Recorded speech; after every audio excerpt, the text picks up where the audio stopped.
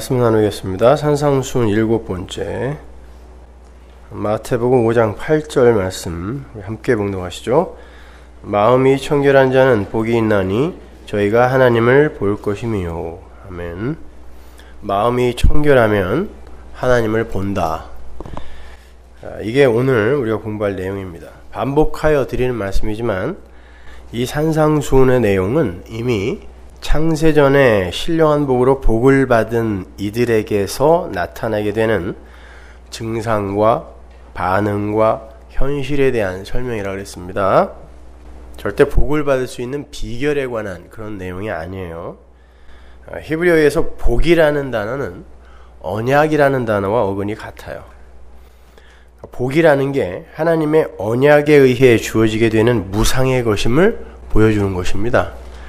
따라서 창세전 언약 안에 들어있는 이들은 이미 모두 복을 받은 사람들이 맞는 거예요. 그렇다면 성도이신 여러분은 누가 뭐래도 마음이 청결하신 분이 맞죠?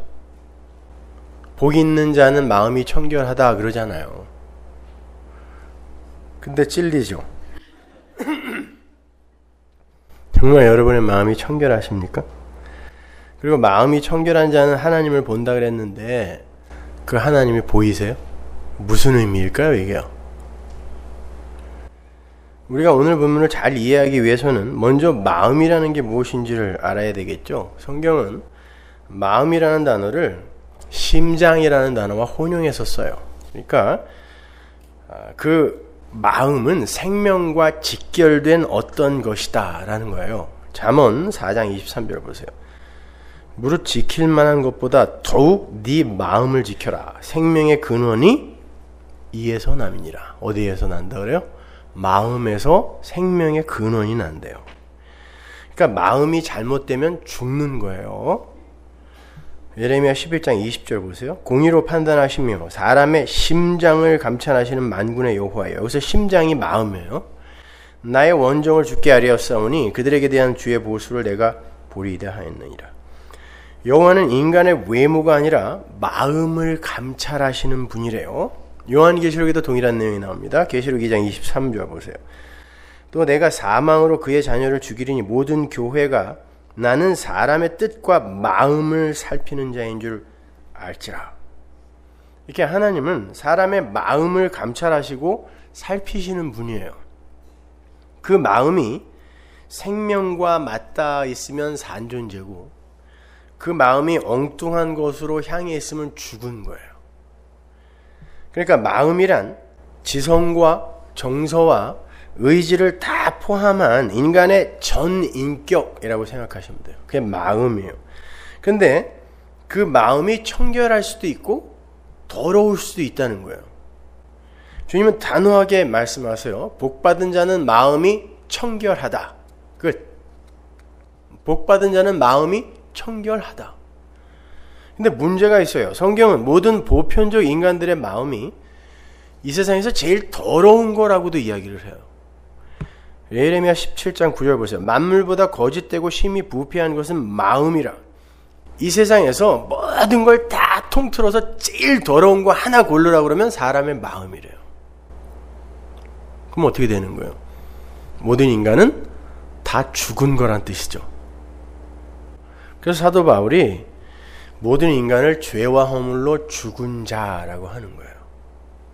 그렇다면 마음이 청결하다는 건 도대체 무엇을 이야기하는 것인가? 먼저 청결이라는 단어의 의미부터 정확하게 규명을 해보겠습니다. 여러분, 청결이 뭐예요? 청결의 사전적 의미는 티 없이 맑아서 정직하고 사특함이 없고 흔들림이 없는 고요한 상태예요. 정말 성경이 말하는 청결이 그런 것일까요? 그렇다면 저는 자신 없어요. 속에 더럽고 악한 마음을 품지 않고 항상 선하고 착한 생각만 하는 것을 청결이라고 그럴까요? 보통 여러분은 이 대목을 배우면서 그렇게 마음을 청결하게 가꿔라. 그래야 복 받는다. 그래야 하나님 볼 수 있다. 그래서 열심히 청결히 가꿨잖아요. 닦아지던가요? 그 마음이? 청결한 마음은 우리가 열심히 노력하면 가질 수 있는 그런 종류의 마음이 맞아요? 그렇다면 중세 때의 수도원 운동이나 예수님을 십자가에 못 박아 죽여버렸던 쿰난 공동체나 SNF파의 그 성결 운동, 그리고 기독교 역사 내내 기독교의 암적인 존재로 기생해 오던 신비주의자들의 그 열심, 그 사람들도 깨끗이 살았습니다, 여러분. 그리고 세상의 마음을 빼앗기지 않겠다고 심산유곡에서 수도와 정진을 하는 스님들의 열정, 이런 걸 다 청결의 범주 안으로 끌어들여서 묶을 수 있습니까? 적어도 그분들은 우리보다는 청결하잖아요. 이 청결이 그 사전적 의미의 청결이라면 그들은 과연 그들의 열심을 바탕으로 청결을 성취해서 보이지 않는 하나님을 볼 수 있었을까요? 마음이 청결하면 하나님을 본대잖아요.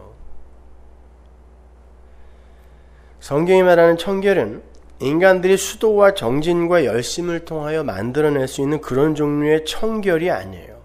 성경은 인간들 스스로 그들의 마음을 청결하게 지켜낼 수 없다는 걸 여기저기에서 반복하여 단호하게 선언해요. 로마서 7장 15절 보세요.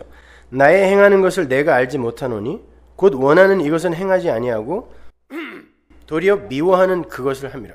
내 마음, 내 생각을 내 마음대로 못 움직이겠더라는 거예요. 바울이 말년에 쓴 글이잖아요. 그럼에도 불구하고 안 되더라는 것입니다. 내 속 곧 내 육신에 선한 것이 거하지 아니하는 줄 아노니 원함은 내게 있으나 선은 행하는 것은 없느라. 내가 원하는 바 선은 하지 아니하고 도리어 원치 아니하는 바 악은 행하는도다. 내 지체 속에서 다른 한 법이 내 마음의 법과 싸워 내 지체 속에 있는 죄의 법 아래로 나를 사로잡아 오는 것을 보는도다. 사도 바울은 자기 마음대로 마음을 움직이지 못했어요. 청결하게 못 만들었단 말입니다. 오히려 어떤 법이 내 마음을 계속 더럽히고 있는 그런 것만 체감하고 있었어요, 이 사람은. 그래서 결국 이런 한탄 뒤에 오라 나는 공고한 몸이로다. 이 사망의 몸에서 나를 좀 건져다오라고 이야기하는 거예요. 그러면 어떻게 마음을 청결하게 하라는 거예요? 하나님이 복을 부어서 그렇게 만드시겠다는 거예요. 다시 한번 말씀드리지만 산상수훈은 하나님의 복을 받은 자들에게서만 나타나는 증상이고 반응이고 현실입니다. 따라서 예수님이 말씀하신 마음의 청결은 성도에게서만 나타나는 청결이어야 돼요. 여러분, 청결이라는 개념을 머릿속에서 한번 정리를 해보세요. 청결이라는 게 어떠한 상태를 가리키는 건가요? 지금 각자 자기 집을 떠올리시고 계신가요? 우리 방? 화장실? 어떤 게 청결이야? 청결하면 떠오르는 게 뭐예요? 예를 하나 들어볼게요. 화장실 바닥에 그 자리에 있어서는 안 되는 오물이 떨어져 있습니다. 그걸 우리는 불결이라 그러죠. 그게 청결이 되기 위해서는 그게 치워져야 청결이에요. 근데 화장실 바닥에 떨어져 있는 게 더러운 것이 아닌 아주 맛있게 잘 비벼진 청결하기 그지없는 비빔밥이에요. 그건 그 바닥에만 놓이지 않고 그릇에 담기면 청결이에요. 그리고 그게 그릇에 담겨서 따로 떨어지면 화장실 바닥도 청결이에요. 근데 그러한 것들이 있어야 할 자리에 있지 않고 엉뚱한 자리에서 만나면 불결이 되는 거예요. 그걸 색깔로 한번 이해해 보자고요. 화장실 바닥이 하얀색이고 비빔밥이 검은색이라고 가정을 해보세요. 그렇게 하얀 바탕에 검은 게 떨어져 있는 게 불결입니다. 그러면 청결은 뭐예요? 거기에서 검은색이 사라지면 청결이죠. 따라서 청결이라는 건 있어야 할 것이 각자 제자리를 찾아가는 것임과 동시에 여러 가지 색깔이 한 색으로 통일이 되는 걸 이야기를 해요. 그러한 내용을 모두 담고 있는 단어가 청결, 카타로스예요. 영어로는 pure예요. clean이 아니에요. pure. 그러니까 마음의 청결이라는 건 마음이 있어야 할 제자리를 찾아서 하나의 색을 갖게 되는 걸 이야기해요. 그게 마음의 청결이에요. 그러면 마음이 불결하고 더럽다는 건 무엇을 말하겠습니까? 마음이 있어야 할 자리를 찾지 못하고 여러 색깔로 존재하는 걸 불결이라고 해요. 그걸 성경이 어떻게 표현하냐면 두 마음을 품는 것이라고 이야기해요. 야고보서 4장 6절 보세요. 그러나 더욱 큰 은혜를 주시나니 그러므로 일러스되 하나님이 교만한 자를 물리치시고 겸손한 자에게 은혜를 주신다 하였느니라. 그런즉 너희는 하나님께 순복할지어다. 마귀를 대적하라. 그리하면 너희를 피하리라. 하나님을 가까이 하라. 그리하면 너희를 가까이 하시리라. 죄인들아 손을 깨끗이 하라. 두 마음을 품은 자들아 뭐 해라? 마음을 청결케 해라. 두 마음을 품은 자들아 슬퍼하며 애통하며 울지어다. 너희 웃음을 애통으로 너희 즐거움을 근심으로 바꿀지어다. 주 앞에서 낮추라. 그리하면 주께서 너희를 높이시리라. 여기 보시면 야고보가 두 마음을 품은 자들에게 권고를 하는데 마음을 성결케 하라, 마음을 청결케 하라라고 권고를 해요. 그러니까 깨끗한 마음의 반대말은, 청결한 마음의 반대말은 둘 또는 그 이상으로 갈라진 마음, 방향을 잘못 잡은 마음인 거예요. 근데 보시다시피 야고보는 그런 두 마음을 가진 자를 가리켜서 주 앞에서 자기를 높이는 교만한 자라 그래요. 그리고는 그들에게 슬퍼하며 애통하며 우울라 그래요. 사람들은 이 세상에서 자기를 숭배하면서 기뻐하며 유쾌해하며 행복하려고 하는데 야고보가 너희들은 낮아져서 슬퍼하며 애통해야 된다 그래요. 왜? 그게 두 마음을 청결하게 하는 거기 때문에. 산상수훈의 맥과 상통하죠? 애통해라, 슬퍼해라, 낮아져라. 그게 복받은 자다 그러는 거예요. 그게 두 마음이란 하나님을 향해서만 집중되어야 하는 마음이 나라는 육적 자아에게 분산이 되어 있을 때 그걸 두 마음이라 그래요. 그걸 교만이라 그러죠. 휘브리스. 피조물이 있어야 할 자리를 벗어나서 신의 영역을 침범한 걸 휘브리스라 그러잖아요. 그걸 굳이 한글이 교만이라고 번역을 한 거거든요.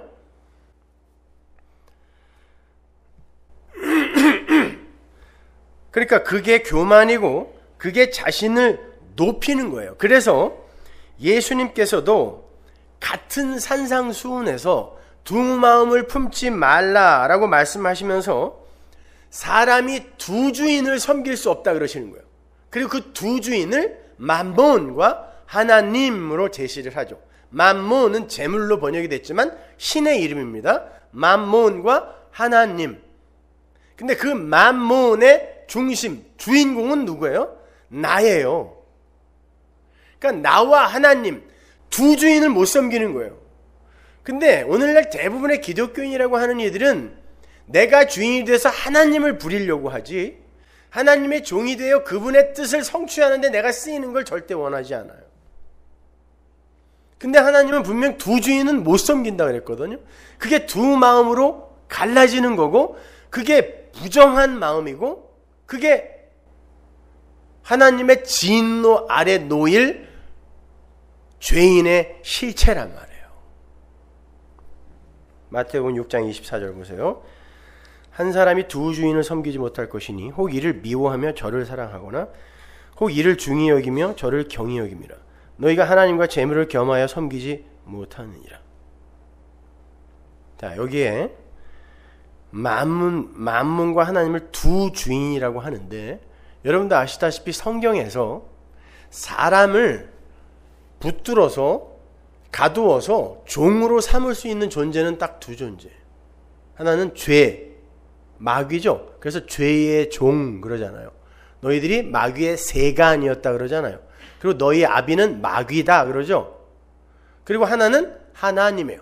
주의 종, 하나님의 종 이렇게 쓴단 말이죠. 그러니까 두 주인은 하나님 이외에 나를 중심으로 한 하나님 이외의 다른 것을 숭배하는 거, 거기에 초점이 더 가 있는 거, 요게 마귀예요. 요게 내가 내 인생의 주인이 되는 거, 요게 마귀의 실체이고, 여기에 종이 되거나 아니면 하나님의 종이 되어서 나를 삭제당하고 부정당하는 그 두 부류의 사람밖에 없어요. 그게 두 마음이에요. 하나님의 백성은 두 주인을 섬길 수 없어요. 그 말은 하나님의 백성들은 반드시 하나님만 의지하는 자로, 그분에게만 마음을 두는 자로 하나님에 의해, 은혜에 의해 끌려가게 된다는 뜻이에요. 그건 다른 말로 성도는 자기 자신에게 향하던 모든 신뢰와 사랑을 박탈당하고 해체당하게 된다는 말이에요.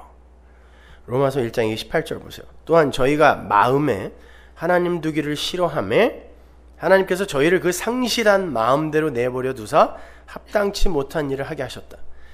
마음에 하나님을 두어야 산 자예요. 그게 마음이 정결한 거거든요. 내 마음은 하나님이 장악해야 산 자예요. 그런데 마음에 하나님 두기를 싫어하는 존재들이 있는데 그들의 마음에는 하나님 말고 나라는 존재의 확장으로 인간들이 규정하고 정의하고 합의해 놓은 것들이 가득 차 있는 거예요. 거기에 대한 관심이. 그걸 상실한 마음이라고 그래요.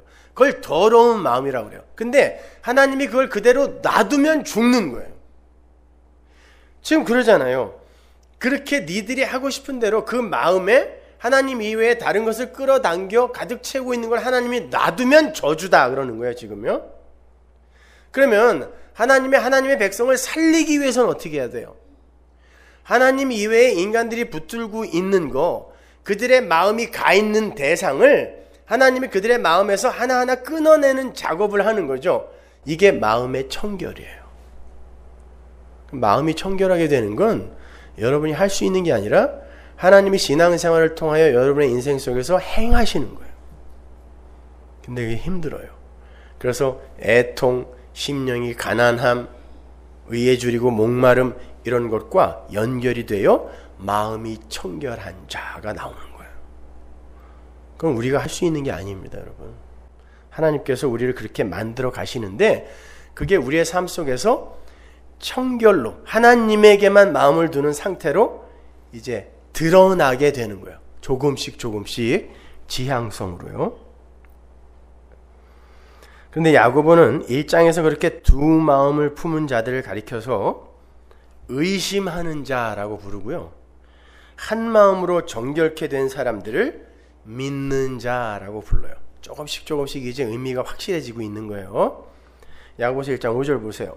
너희 중에 누구든지 지혜가 부족하거든 모든 사람에게 후히 주시고 꾸짖지 아니하시는 하나님께 구하라. 그러하면 주시리라. 주일날 제가 이 지혜가 뭔지 설명해 드렸죠. 성경에 나오는 지혜는 모두 다 성전 짓는 지혜를 이야기하는 거예요. 오직 믿음으로 구하고 조금도 의심하지 말라. 의심하는 자는 마치 바람에 밀려 요동하는 바닷물결 같으니 이런 사람은 무엇이든지 주께 얻기를 생각하지 말라.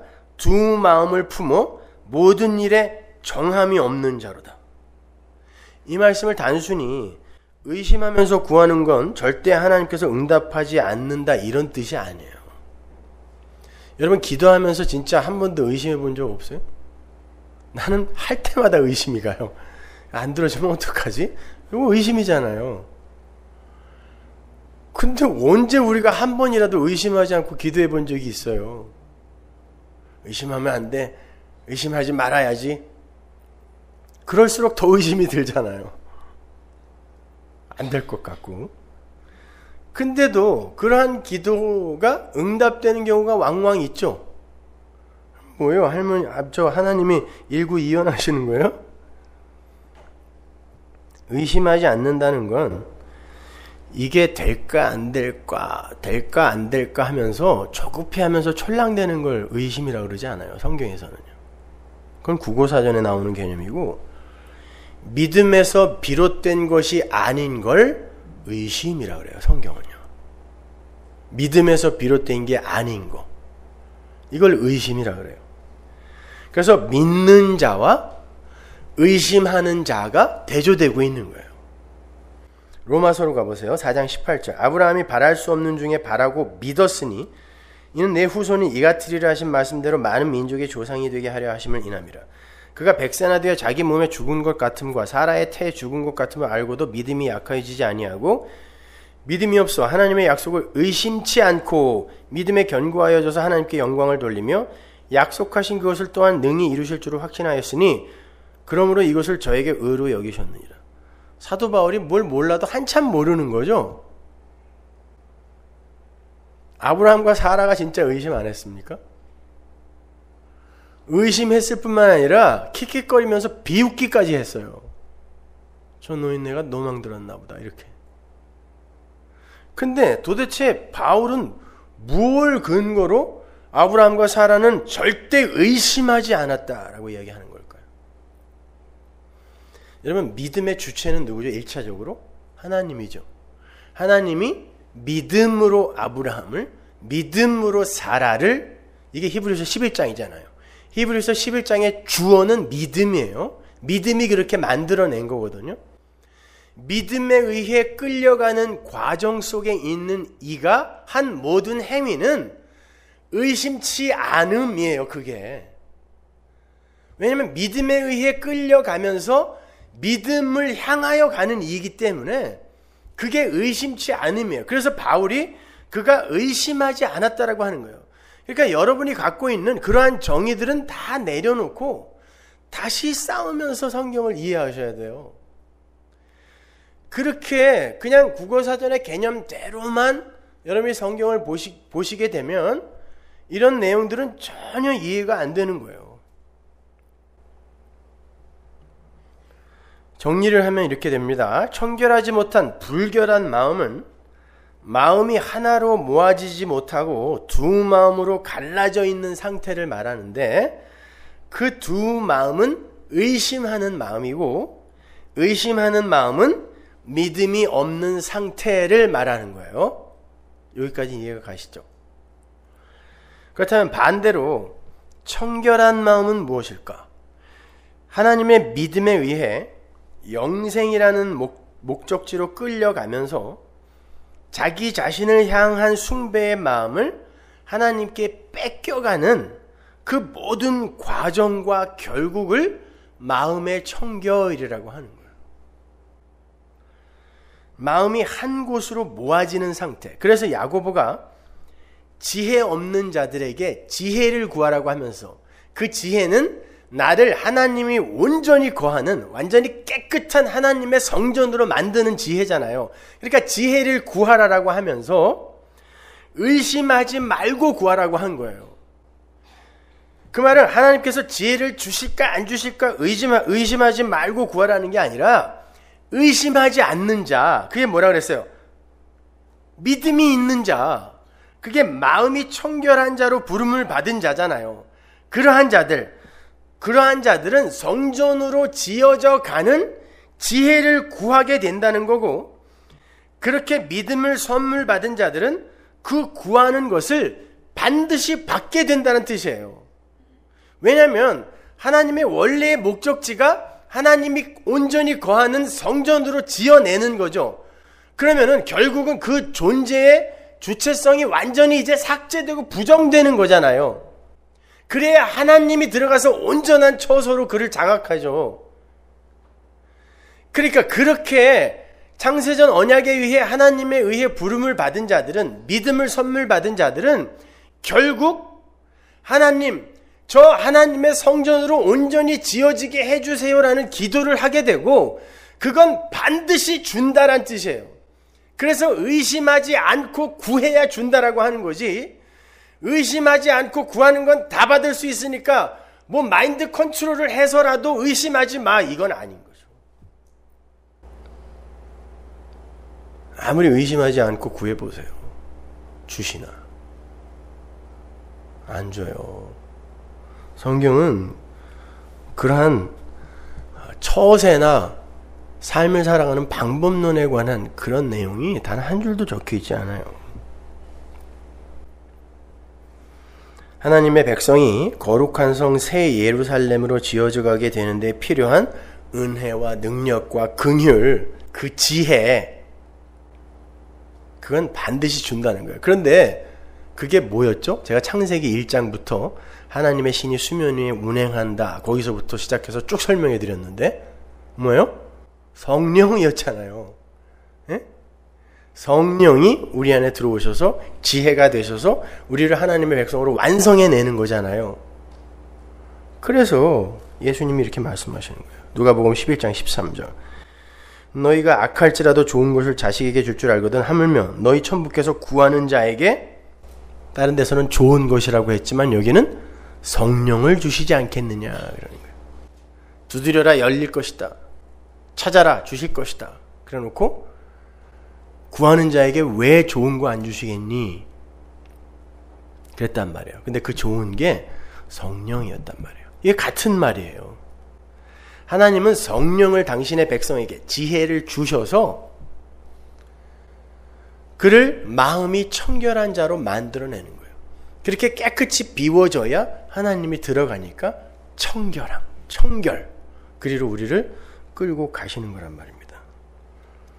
믿음을 선물로 받은 하나님의 백성들은 주여 수년 내에 나를 부흥케 하옵소서라는 기도를 반드시 토해내게 만드신단 말이에요. 하박국의 기도였잖아요. 그 부흥이 뭐라 그랬어요? 나에게 있어서 하나님 앞에서 잘려져 나가야 할 것들은 빨리 오셔서 좀 잘라주세요 라는 뜻이에요. 잘라주세요. 나를 주인공으로 한 세상의 성전 쌓기, 그리고 세상의 가치와 힘에서 점점 눈을 돌리는 자로 밀려 내려간다는 뜻이에요. 그게 마음의 청결입니다. 근데 야고보서 1장 6절에 보면 이렇게 두 마음을 품은 자, 의심하는 자는 요동하는 풍랑과 같다 그러죠. 부정한 마음을 가진 자는 요동하는 풍랑과 같대요. 그 대목을 읽으시면 어떤 에피소드가 생각나세요? 요동하는 풍랑, 거기에서 의심이 많은 자요, 믿음이 적은 자요 라는 욕을 먹은 사람, 베드로잖아요. 성경은 그렇게 하나로 다 연결이 돼요. 마태복음 14장 28절 보세요. 베드로가 대답하여 가로되 주여 만일 주시어든 나를 명하사 무리로 오라 하소서 한데 오라 하시니 베드로가 배에서 내려 무리로 걸어서 예수께로 가되 바람을 보고 무서워 빠져가는지라 소리질러 가로되 주여 나를 구원하소서 하니 예수께서 즉시 손을 내밀어 저를 붙잡으시며 가라사대 믿음이 적은 자여 왜 의심하였느냐 하시고 배에 함께 오름에 바람이 그치는지라. 어떤 의심을 했다는 거예요, 베드로가? 처음에는 멋모르고 그냥 막 걸어가다가 이거 혹시 내가 지금 잘못 걸어가는 거 아닌가? 내가 꿈꾸는 거 아닌가? 뭐 이런 의심했다는 거예요.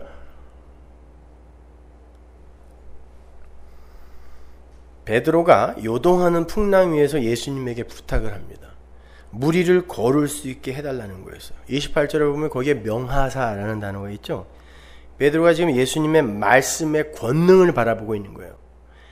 주님께서 말씀을 하시면 그 말씀 앞에 요동하는 풍랑도 중력이라는 자연 법칙도 다 복종을 할 것이다라는 거예요. 그걸 믿음이라 그래요.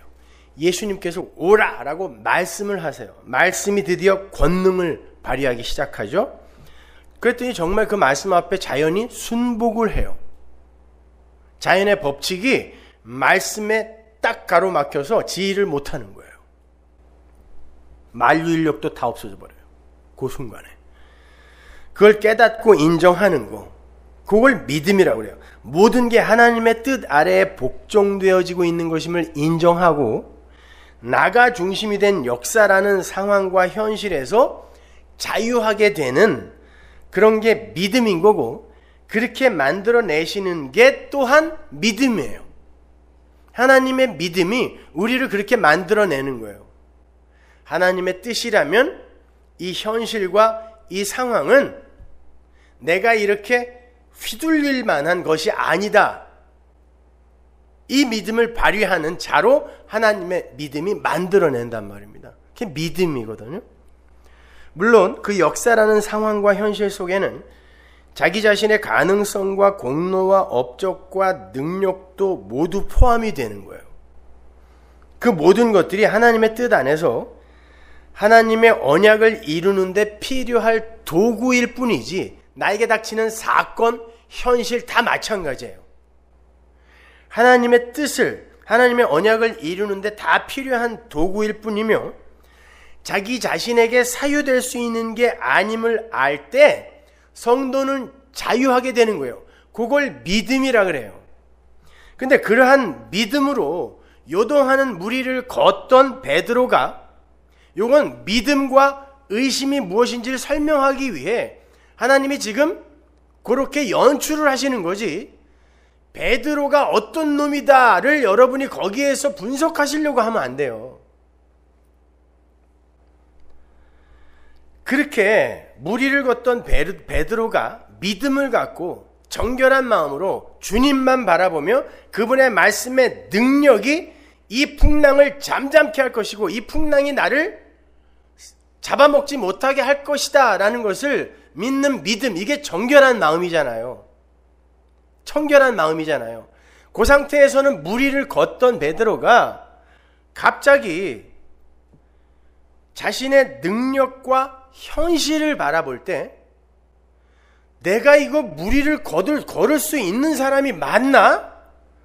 그리고 그를 덮치고 있는 풍랑을 바라보게 될 때 하나님의 뜻 안에서 이걸 해석하지 않고 그걸 바라보게 될 때 그는 저주의 물에 빠지게 되는 거죠. 사실 그가 요동하던 풍랑 위를 걸었을 때 그 요동하던 풍랑은 그의 능력과 자격과 조건에 의해 정복된 게 아니었잖아요. 그러면 그냥 그렇게 믿고 가면 되는 건데 갑자기 나는 뭐야 그럼? 내 가치는 어떻게 챙겨가질 거야? 이렇게 되다 보면 나에게 가치를 부여하게 되면 그 풍랑을 이기는데 도움이 되는 게 아니라 그 풍랑이 진짜 나를 잡아먹는 게 되어버리는 거예요. 풍랑이라는 현실과 자기 자신의 힘과 능력을 바라보느라 말씀의 능력을 까맣게 잊게 된 베드로가 당연히 풍랑에 빠지게 된 거예요. 그걸 믿음 없음, 의심이라고 하는 거예요. 그래서 왜 의심했니? 라고 하는 거지. 거기서 베드로가 어떤 의심을 했을까? 그거는 우리가 궁금해할 사항이 아닌 거예요. 하나님의 뜻과 능력만을 바라보아야 하는 자들이 자기 자신과 세상으로 눈을 돌리는 걸 믿음 없음, 의심이라고 하는 거고, 그걸 재물이라고도 표현을 하는 거고, 그걸 두 마음이라 하는 거고, 그 마음이 청결하지 못한 마음인 거예요. 여러분, 전에 창세기 강해 때 노아의 방주 사건을 공부하면서 이 에피소드가 무엇을 의미하는 건지는 이미 다 공부를 하셨습니다. 베테랑 어부들이 광야 동편에서 서편의 가나안으로 노를 저어 가는데 어떻게 알아요? 이게 오병이어의 기적이 일어났던 현장에서 반대편으로 가는 거니까. 근데 오병이어의 기적이 일어나는 곳은 광야 에레모스잖아요. 그러니까 요단 동편, 갈릴리 동편이란 말이에요. 거기가 광야죠. 그래서 요단을 건너야 가나안이잖아요. 지금 광야에서 갈릴리를 건너 가나안으로 들어가는 그 그림을 보여주는 거예요. 그런데 아무리 베테랑 어부라 하더라도 이 세상이라는 풍랑을 이기고 스스로 노력하여 가나안에 도달할 수 있는 자는 단 한 사람도 없다를 보여주기 위해 베테랑 어부들이 노를 젓는 거예요. 근데 새벽까지 못 건너가는 거예요. 그러니까 이 세상에 최고의 선행체계, 지식체계를 다 동원해도 약속의 땅에 못 들어가는 거예요. 그래서 최고의 실력자들이 등장하는 거죠. 그때 이들이 다 이제 저주의 물에 빠져 죽어야 할 상황인데 물 위에 홀로 둥둥 뜬 분이 이게 노아의 방주잖아요. 기식하는 것들이 다 빠져 죽는 그 상황에서 물 위에 동동 떠 있는 단 하나, 방주예요. 그게 하나님 나라였죠. 예수님이 내가 하나님 나라인데 하나님 나라가 여기 왔다 그랬잖아요. 방주, 예수님이 둥둥 떠서 오는 거죠. 그리고는 내 안으로 들어오라라고 하는 거예요. 그래야 산다는 것이죠. 그래서 그들이 예수님을 영접했더니 그들이 가려던 땅에 도달했다 그러잖아요. 그러니까 우리가 가나안에 들어가는 유일한 길은 예수를 믿는 방법, 영접하는 방법밖에 없는 것인데, 우리가 나를 바라보고 내 조건과 자격과 됨됨이를 챙기려 할 때 우리는 빠지게 되는 거고, 그게 노아의 홍수 사건에서 물에 빠지는 게 뭐였어요? 하나님의 저주요 심판이요? 사망이었잖아요. 그게 사망이다를 보여주는 게 바로 베드로가 물에 빠진 사건이란 말입니다. 그게 의심이며 그게 두 마음을 품은 거예요. 그러니까 하나님만, 예수만 전적으로 의지하는 게 믿음이고 의심하지 않는 거고, 그게 마음이 청결한 거란 말이에요. 전혀 안 믿으시는 표정인데.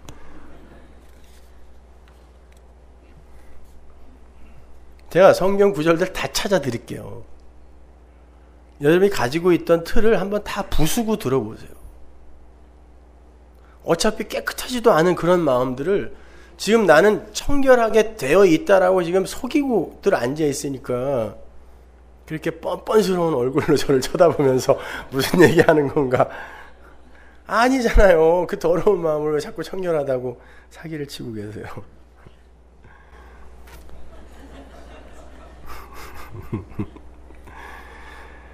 자, 그 믿음의 이야기 속에 믿음 없음의 이야기, 의심의 이야기, 청결하지 못한 마음의 이야기가 삽입되는데, 그게 베드로가 물에 빠진 사건이에요. 그러면 하나님께서 당신의 백성들 그 죽음에서 건지시기 위해 어떤 조처를 취하셔야 하는가?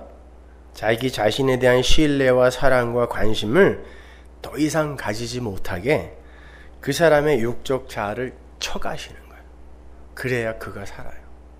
나는 믿을 존재가 못 되네요. 아니, 풍랑 속에서 그냥 예수만 붙들면 되는데 왜 자꾸 내가 나의 자격과 조건과 열심과 노력을 챙기려고 했죠? 그게 물에 빠져 죽는 건데 제가 몰랐네요. 이렇게 나에 대한 신뢰와 사랑과 나에 대한 집착을 하나님이 자꾸 끊어가시는 거예요. 그래서 자꾸 우리 자신에 대해서 실망하게 만들고, 우리가 어떤 존재인지를 나에게 자꾸 들키게 하고 세상에게 들키게 하시는 거예요. 그게 잘 가는 거예요.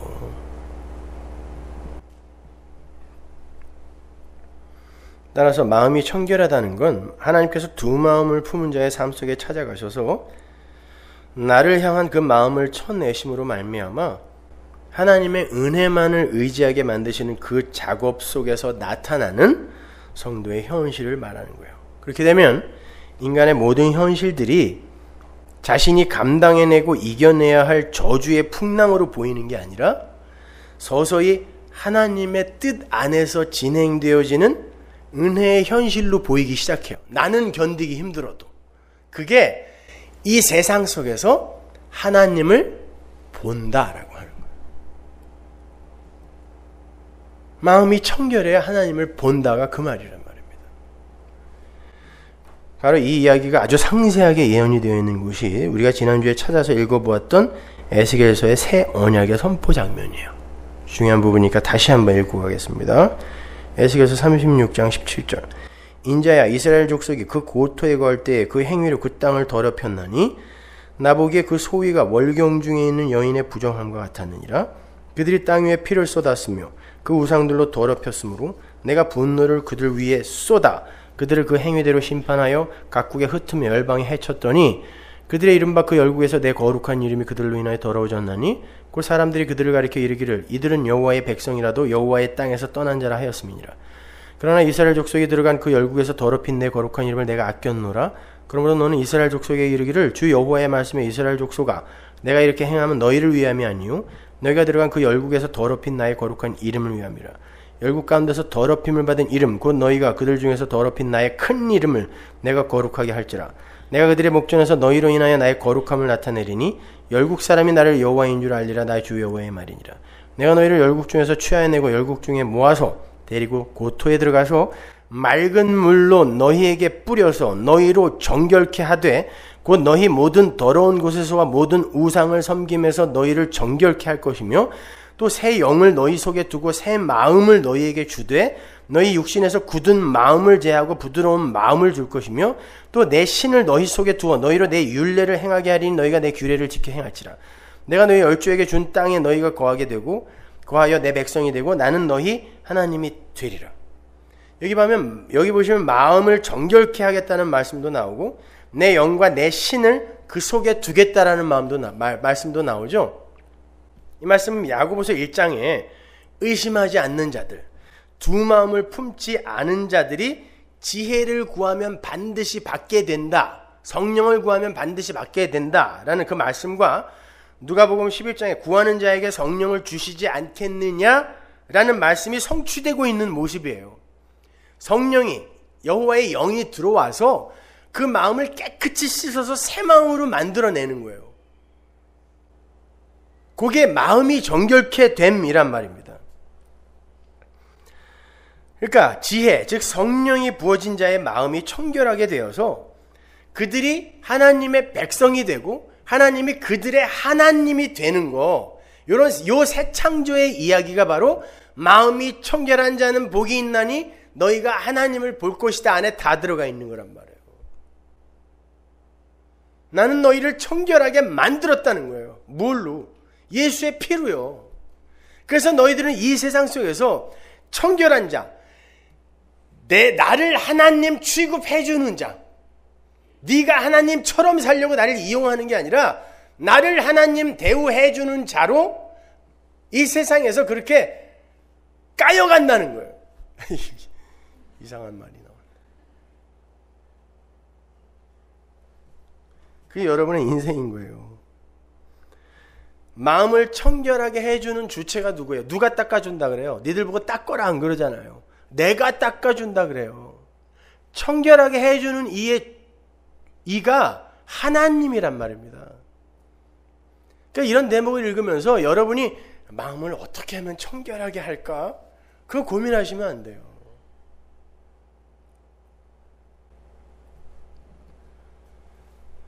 하나님께서 마음을 청결하게 해주신다는 건 이미 말씀드린 것처럼 나를 향해 뻗어있는 마음을 끊어내시는 거예요. 그래서 마음이 청결하게 되어가는 성도의 삶이 애통인 거고 심령의 가난으로 나타나는 거고 줄이고 목마른 걸로 나타나는 거예요.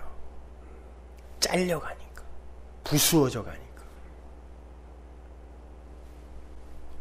잠언 20장 9절 보세요. 내가 내 마음을 정하게 하였다. 내 죄를 깨끗하게 하였다 할 자가 누구뇨? 니들 중에 니들 마음을 청결하게 만들 수 있는 자가 누구냐? 하나님은 물으시는 거예요. 지혜가 묻는 거예요. 내가 해주는 거야 그거 이야기하는 거예요. 한결같지 않은 저울추와 말은 다 여호와께서 미워하시느니라. 마음을 정결케 하는 걸 죄를 깨끗하게 씻는 것과 지금 동일시하고 있죠. 마음이 청결하게 되는 게 죄를 씻는 거예요. 그러니까 마음을 청결하게 하는 건 단순히 욕심을 버리고 더러운 생각을 하지 않는 정도가 아니라 하나님에게로만 향해야 하는 마음을 다른 것에 빼앗기고 있는 그 죄의 본질에서 벗어나는 걸 말하는 거예요. 그걸 예수님의 십자가가 이미 성취해 내셨다는 거예요. 히브리서 9장으로 가보세요. 13절. 염소와 황소의 피와 및 암송아지의 죄로 부정한 자에게 뿌려 그 육체를 정결케 하여 거룩케 하거든.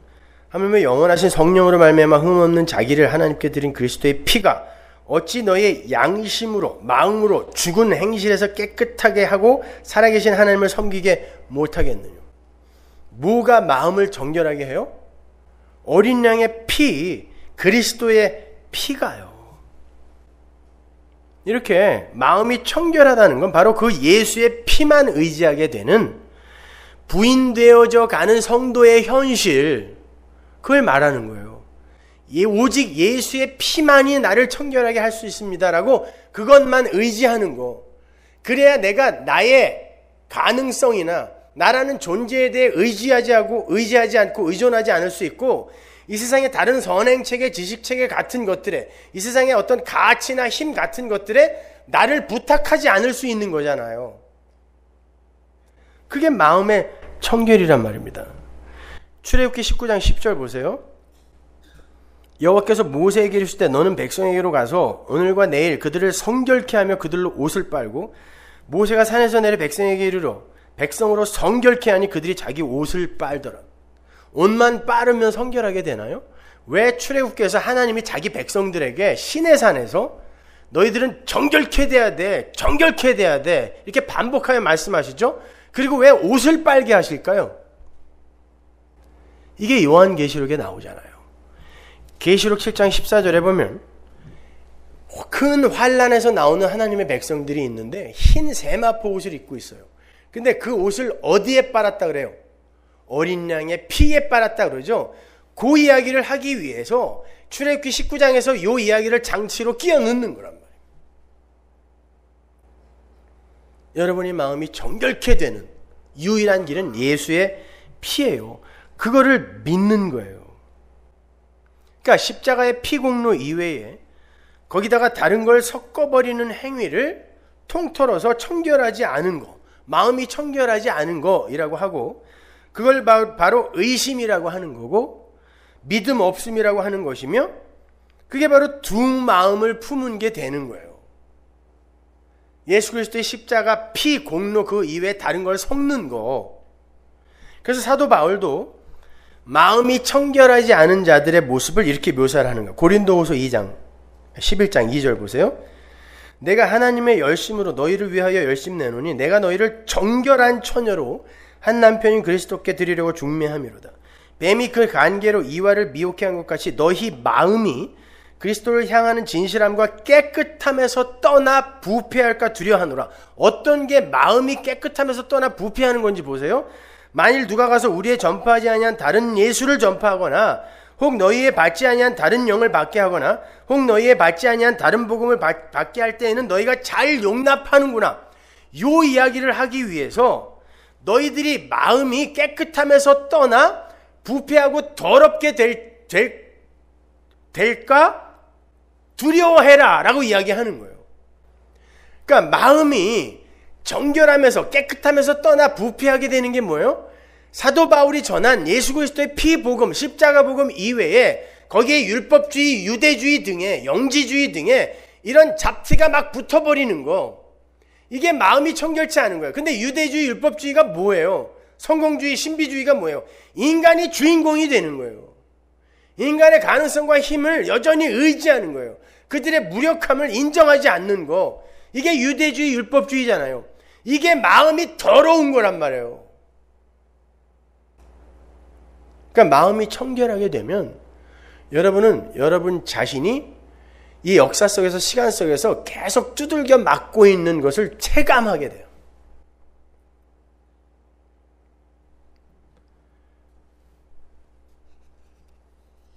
히브리서로 가면요, 마음을 어떻게 정결하게 하고 굳게 할 수 있는지가 명확하게 기록이 되어 있습니다. 히브리서 13장 9절.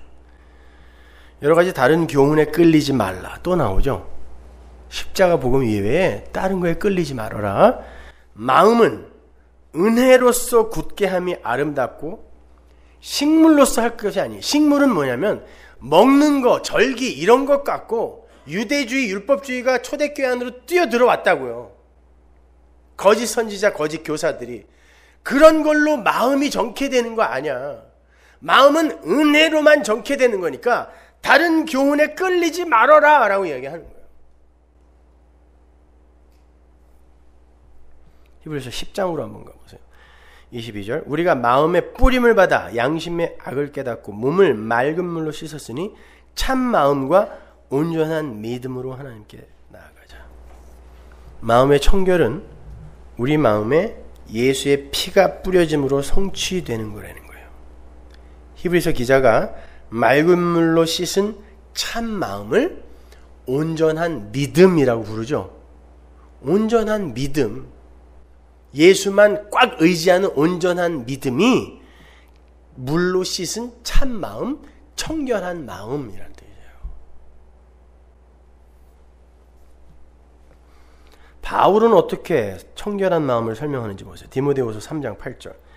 얀네와 얀브레가 모세를 대적한 것 같이 저희도 진리를 대적하니, 진리는 예수 그리스도예요. 진리를 대적하니 이 사람들은 그 마음이 부패한 자요, 믿음에 관하여는 버리운 자들이다. 마음이 부패하고 더러운 자들이 뭐예요? 믿음에서 떨어진 자라는 거예요. 그리고 진리를 불의로 막는 자들이란 뜻이에요. 그게 마음이 더러운 자들이에요. 예수 그리스도 그 진리를 인간의 의로 덕지덕지 가려버리는 거, 이게 불의로 진리를 막는 거였잖아요. 로마서에서 저희가 여러 차례에 걸쳐 강의를 했잖아요.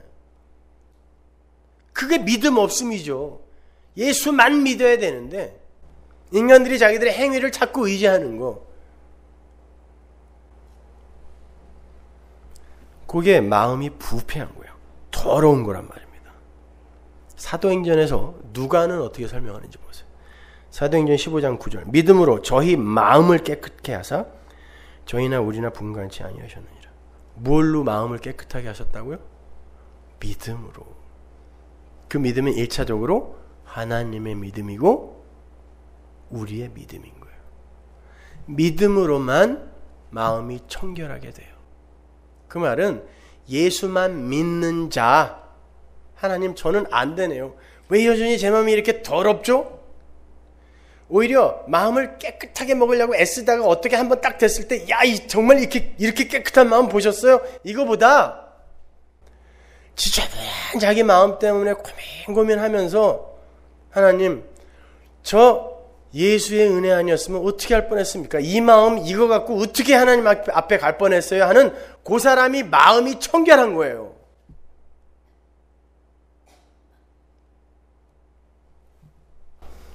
잘 이해하셔야 돼요. 그러니까 복음 아닙니까? 그러면 하나님을 본다는 건 무슨 말일까요? 시편 24편으로 가서 다윗의 시를 한번 보겠습니다. 24편 3절. 여호와의 산에 오를 자 누구며 그 거룩한 곳에 설 자가 누구고 그 손이 깨끗하며 마음이 청결하며 뜻을 허탄한 데 두지 아니하며 거짓 맹색치 아니하는 자다. 저는 여호와께 복을 받고 구원의 하나님께 의를 얻으리니 이는 여호와를 찾는 족속이요 야곱의 하나님의 얼굴을 구하는 자로다. 마음이 청결한 자가 여호와의 산에 오르고 거룩한 곳에 선다 그래요. 근데 그는 여호와께 복을 받은 사람이고 여호와께 의를 받은 사람이래요. 그 사람이 마음이 청결한 자라 그래요. 중요한 건 그가 하나님의 얼굴을 보기를 원하는 자다 그러죠. 6절에 하나님의 얼굴을 구하는 자로다.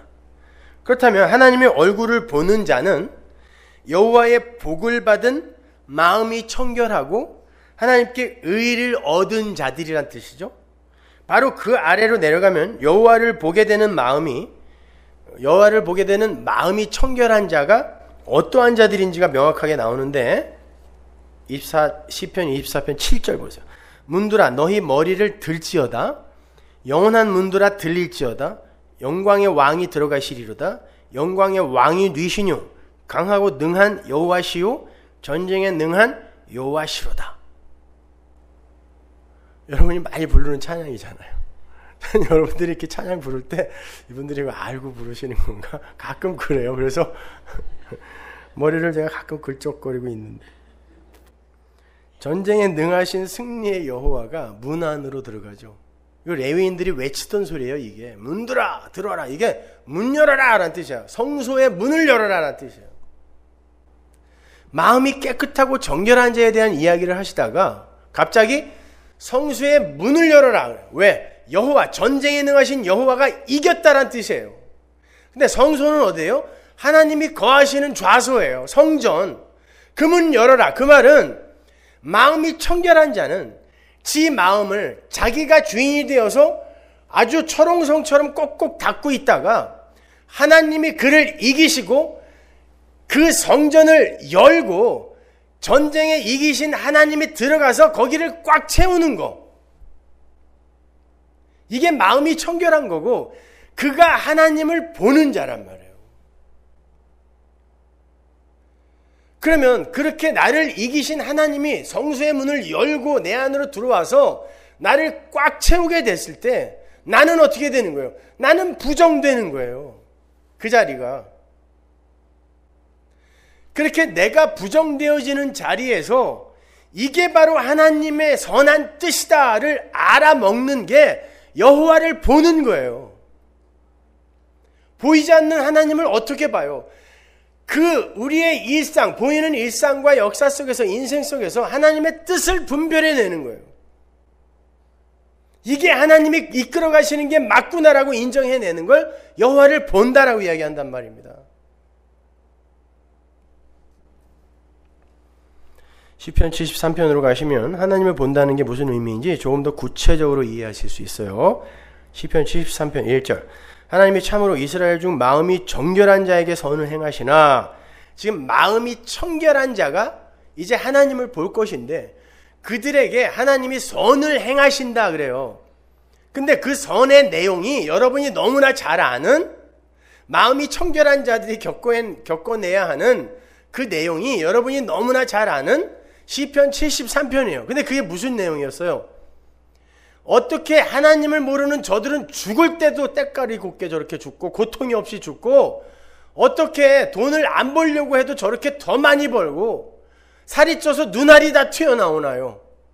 근데 하나님을 섬긴다는 나는 뭡니까? 아침마다 징책이요 종일 재앙입니다. 이게 마음이 청결한 자에게 행하는 여호와의 선입니까? 나중에 아삽이 알죠. 이게 하나님이 마음이 하나님의 백성의 마음을 청결하게 하시기 위한 하나님의 선행함이 맞네요. 그걸 하나님을 본다라고 하는 거예요. 요동하는 풍랑 속에서 하나님을 본다라고 이야기하는 거란 말입니다. 그렇다면 우리가 우리의 모든 일상 속에서 하나님의 일하심을 감지하고 그곳에서 하나님을 본다면 우리가 우리의 환경이나 현실을 보면서, 그리고 우리에게 닥치는 사건들 속에서 거기에 흔들리면 안 되죠. 그게 베드로의 이야기예요. 의심하는 자가 흔들리는 거예요. 그렇다고 여러분이 전혀 안 흔들린다는 말이 아니에요. 흔들릴 수밖에 없기 때문에 하나님이 인생 속에서 여러분이 하나님만 의지하는 자로 지금 만들어가고 계시다라는 뜻이지, 전혀 흔들리시면 안 돼요라는 뜻이 아니에요.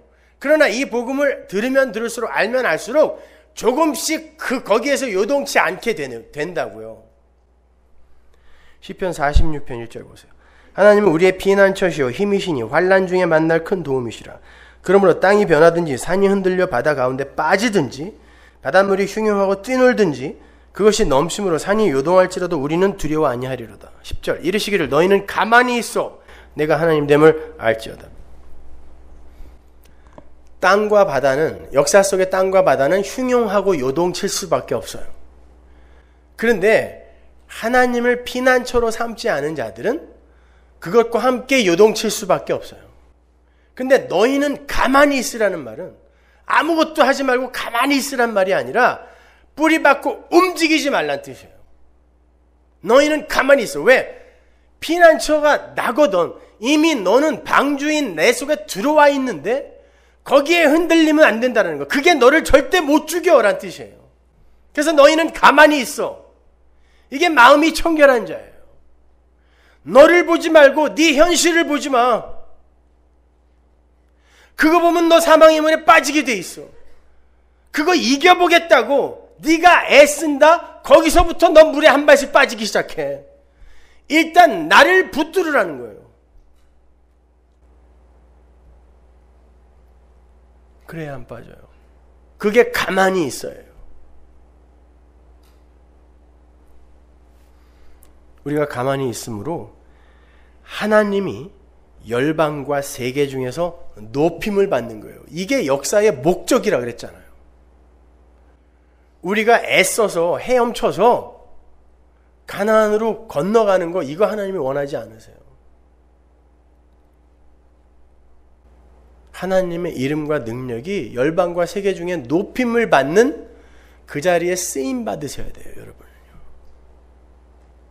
그게 성도의 인생이란 말입니다. 그러니까 이 땅에서 진짜 마음이 청결했던 분은 누구 하나요? 예수님이죠. 그분은 하나님의 뜻만 보고 쫓아가신 분이에요. 두 마음 품지 않았어요.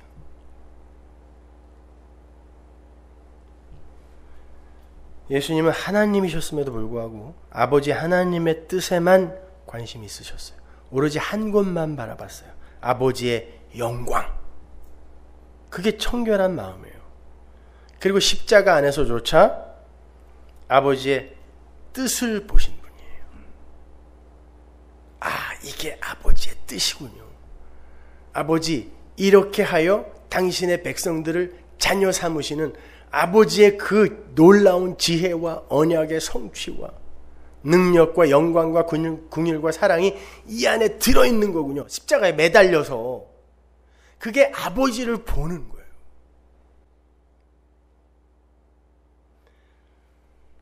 요한복음 14장 9절 보세요. 예수께서 가라사대 빌립아, 내가 이렇게 오래 너희와 함께 있을 때 내가 나를 알지 못하느냐? 나를 본 자는 아버지를 보았거늘 어찌하여 아버지를 보이라 하느냐? 여러분, 하나님을 보는 건 예수를 알아보는 거예요. 다른 말로 예수를 믿는 믿음이 바로 하나님을 보는 거란 말이에요. 그 예수가 우리의 모든 복을 완료하여 수여하셨다라는 거. 그게 믿어질 때 우리의 역사 속 환경이나 현실은 그렇게 큰 무게로 우리를 누르지 못해요. 우리는 우리의 현실과 상황 속에서 그렇게 하나님을 보게 되는 것이고, 그렇게 하나님을 바라보며 하나님만을 바라보며 의지하는 그 마음, 그게 마음이 청결한 거예요. 마음이 청결한 자는 예수 안에서 하나님 아버지를 보는 거예요. 나는 예수 안 믿으면 큰일 날 존재구나. 이게 마음이 청결한 거예요. 그러니까 그 예수 안에서 그들이 하나님 아버지를 볼 수 있다라고 하는 거예요. 그게 지금 여러분의 인생 속에서 이루어지고 있죠? 그렇잖아요. 안 되죠, 잘. 신앙생활이 뭐 이래요. 그러니까 예수를 붙드세요. 그게 마음이 청결한 거예요. 기도하겠습니다. 하나님 은혜를 감사합니다. 아버지 하나님, 우리의 마음이 너무 더럽고 부패하여 이렇게 죄와 허물로 죽어있는 상황에서 아버지 우리 찾아오셔서 이렇게 우리의 마음을 정결케 청결하게 만들고 계십니다. 비록 그것이 우리의 통점에서 아픔으로 감지가 된다 할지라도 그것이 진짜 복임을 잊지 말게 하시고 그 속에서 하나님 아버지를 보는 자로 살게 하옵소서. 예수님의 이름으로 기도합니다.